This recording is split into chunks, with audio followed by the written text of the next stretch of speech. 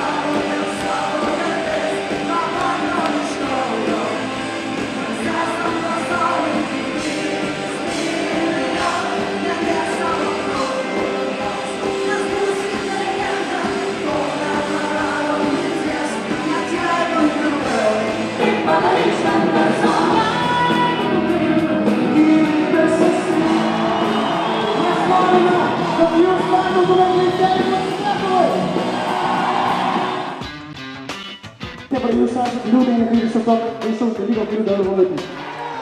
Ar daugiausiai už žmogas?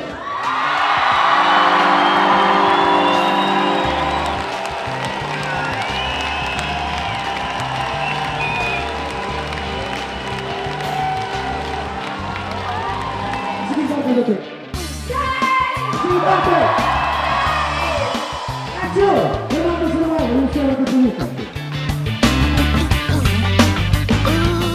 Tas buvo 50 kartų geresnis. Dėl ko? Surinko tiek žmonių, kad tikėjotės? Aš nežinau.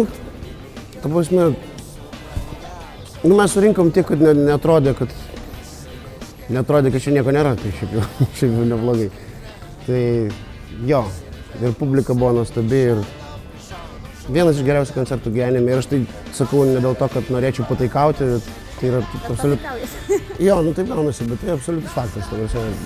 Viena iš geriausių publikų, be jokios abejonės, ir kad 2 valandas žmonės taip palaikytų taip nuoširdžiai ir su tokiu džiaugsmu ir su nuotaiku.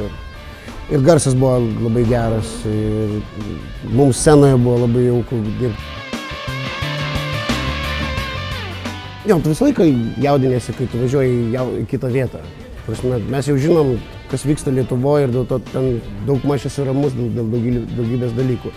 Čia yra nauja vieta, kitas garsas, kita aplinka, nepažįstama tau, kaip tu susikalbėsi, kaip išspręsi techninės problemas, ar visur suveiks gerai logistika.